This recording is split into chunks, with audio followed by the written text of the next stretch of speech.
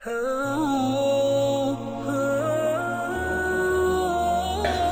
चीजें सारा दिन सुपड़ के उसमें आ जाएगा। चार चीजें सारा दिन उसमें आ जाएगा।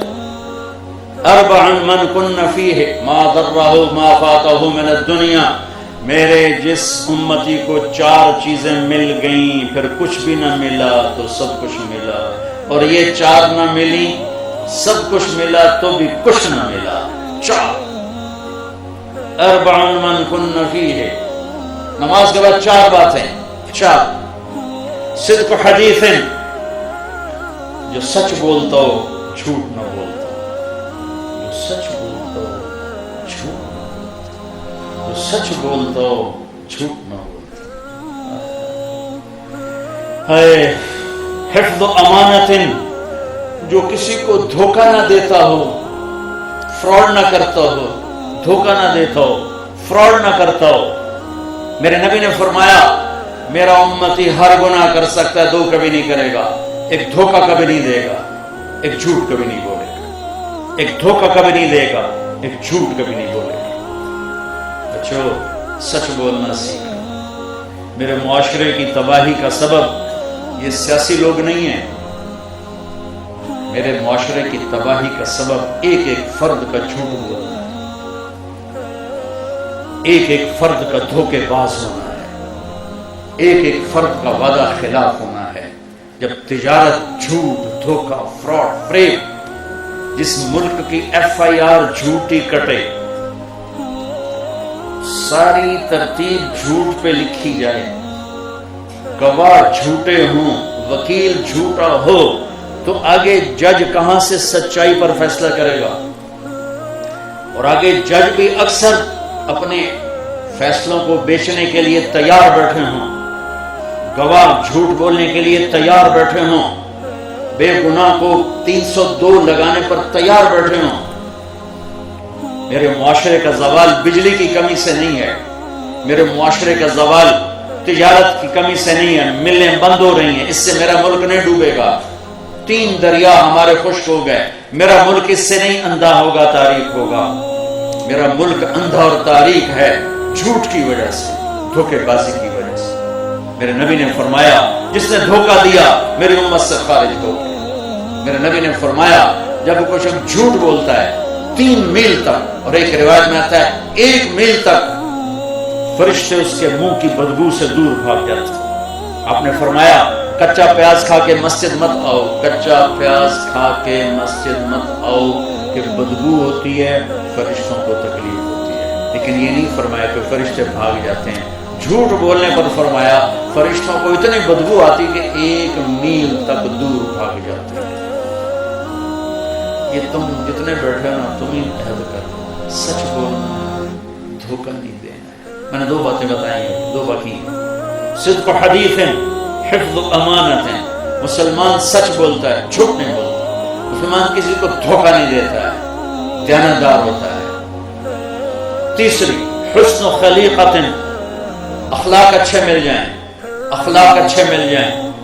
चौथी इफ़्फ़तुन फ़ी तुअमतिन, रिज़्क़ हलाल मिल जाए, रिज़्क़ हलाल हो, रिज़्क़ हलाल हो, अखलाक अच्छे हों, दयानतदार हो, सच्चाई हो, तो ये वक्त का शेख अब्दुल कादिर जिलानी है, ये अपने वक्त का जुनैद बगदादी है, ये औरत अपने वक्त की राबिया बसरी है, ये अपने वक्त की शाबाना शमऊना है, ये अपने वक्त का इमाम गजाली है। जो सच बोले, जो दयानतदारी से चले, जिसके अखलाक अच्छे हों, जिसका रिज़्क़ हलाल हो।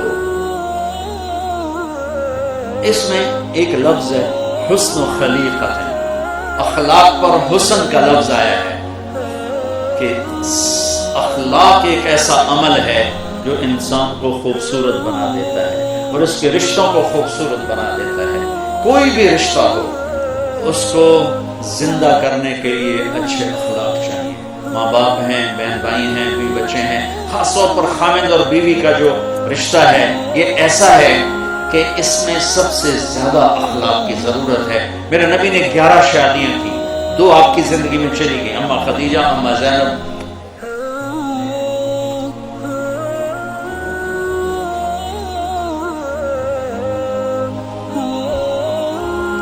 9 زندہ رہی، 9.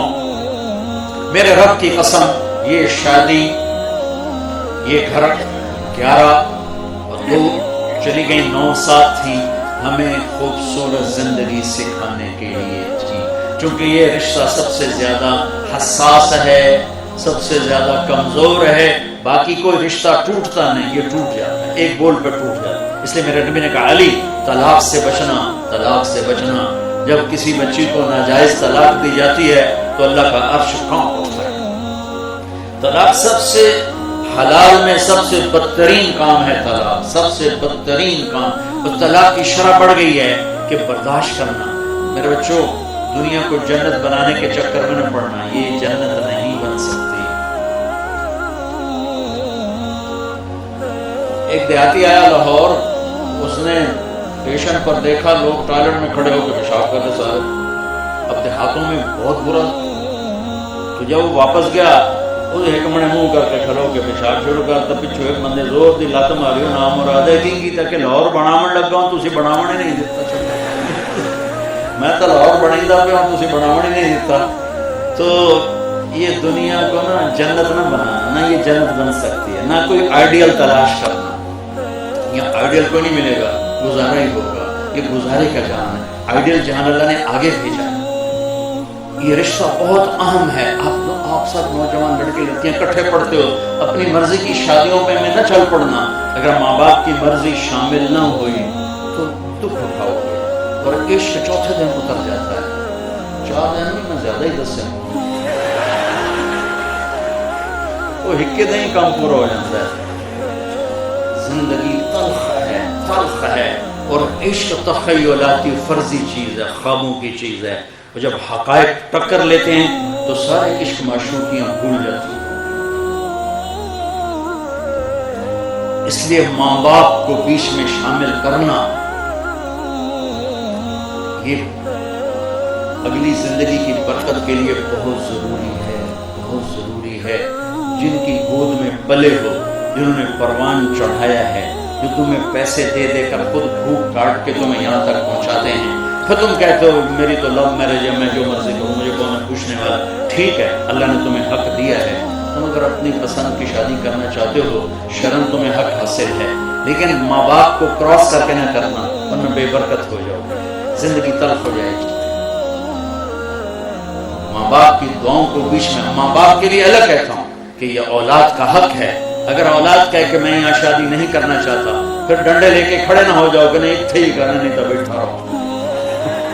یہ بھی ایک عذاب ہے. اسی طرح اتھے ہی اسی طرح رائیاں نو ہی دیونی، باویں بڈھی ہو جائے سارے دان مسوں ہی لگے. اسی طرح جٹاں نو ہی دیونی، تو بٹاں نو جٹ بٹن کتوں کٹھے ہو گئے سارے.